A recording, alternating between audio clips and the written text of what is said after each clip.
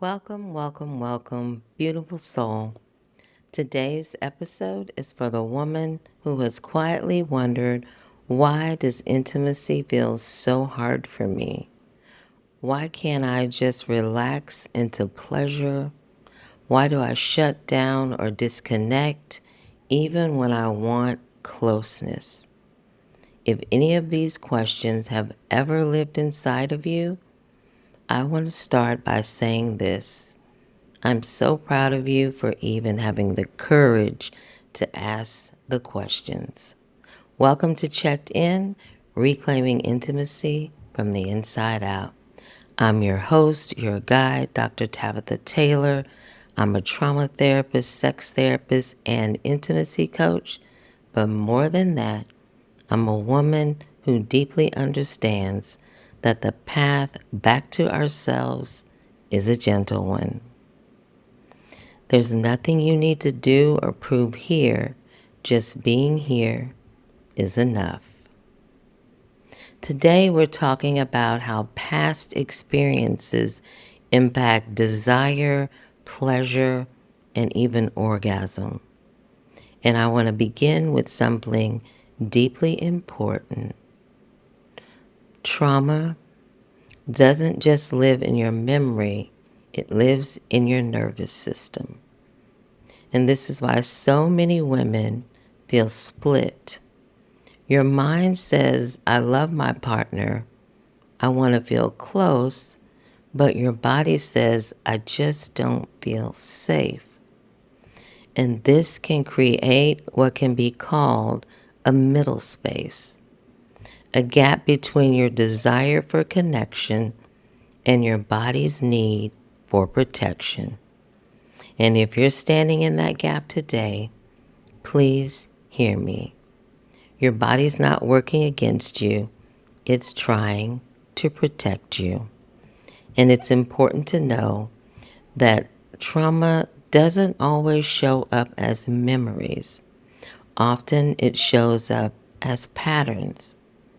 You may notice feeling disconnected or numb during intimacy, overthinking instead of feeling pressure to perform or respond a certain way, struggling to stay present in your body, craving connection, but also feeling overwhelmed by it. You can love your partner deeply and still feel your body holds back. And when your body holds back, it's not being difficult, it's being protective. Because sometimes there's nothing wrong in the present moment, but something inside of you doesn't fully open. Your body's not confused. Your body is remembering. Your nervous system is always asking one question: am I safe? And past experiences can teach your body that closeness, vulnerability, intimacy can equal danger. So instead of intimacy feeling warm and connecting, your body may shift into protection. And protection can look like fight, flight, freeze, or fawn.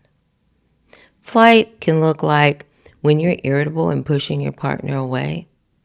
Flight is when maybe you're avoiding intimacy or intentionally staying too busy. Freeze is numb or shutting down. And fawn is performing, people-pleasing, going along without real desire. And if you find yourself fawning, performing intimacy just to keep the peace, take a breath. That's a survival strategy. But today, you're learning that you don't have to leave yourself to be loved. So let's gently ground into the truth. It's not that you don't want intimacy, because I know you do. It's that your body doesn't feel safe enough to open up for it yet. And that shift alone can begin to soften so much shame. Many women who have experienced trauma learned, and often unconsciously, how to leave their bodies. Because at one point, that was the safest thing to do. But intimacy requires presence. So this can show up as difficulty feeling pleasure, low or absent desire, feeling checked out during sex, not knowing what feels good, or even not knowing when you're turned on. Your body may have been wired for protection, and protection is not presence. And none of this is your fault, let me say that. Past experiences don't just impact the body, they shape your beliefs. Beliefs like, my needs don't matter, my body isn't even mine, love comes with pain, I have to perform to be loved. And these beliefs don't always sound loud. They can live quietly in the nervous system. And this is how they show up. Anxiety, before or during intimacy, pressure to get it right, fear of rejection or abandonment, difficulty receiving pleasure or love. So even if your partner is safe, your body may be guarded. Let's gently talk about desire, pleasure, and orgasm, because this is where so many women feel confused or shame. You might be wondering, why don't I feel desire? Why is pleasure so hard for me to access? Why does orgasm feel so out of reach for me? Let's look at this through a different lens. Desire needs safety and curiosity. But when your body's in survival mode, it isn't in curiosity. It's focused on protection. So desire might feel low, inconsistent, or even absent. Not because it's gone. Desire doesn't leave you, but because your body is asking, is it safe for me to want this? Desire isn't broken, it's protecting you. Pleasure requires presence. It requires sensations and the ability to feel. But if your body has learned that feeling too much was overwhelming or even unsafe, it may turn that volume all the way down on sensations. So instead of feeling more, you feel less. You might notice dull or muted sensations, difficulty accessing pleasure, a subtle bracing or holding in your body. And without relaxation, pleasure has a hard time expanding. Orgasm. Orgasm requires surrender.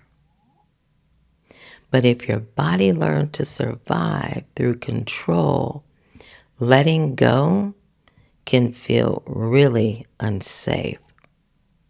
So right when you get close, your nervous system may pull back, not because you're necessarily doing something wrong, but because your body isn't sure it's safe to release. This can look like difficulty reaching orgasm, feeling close but not quite getting there, tension in the body, especially in the pelvic area, pain or discomfort, difficulty with arousal or lubrication. And I want to also gently normalize something while we're talking about orgasm. Most women actually do not orgasm from penetration alone. Many women may need clitoral stimulation with or without penetration. So as we continue this journey together, we're going to expand what pleasure looks like beyond pressure, beyond performance, and beyond orgasm being the main goal.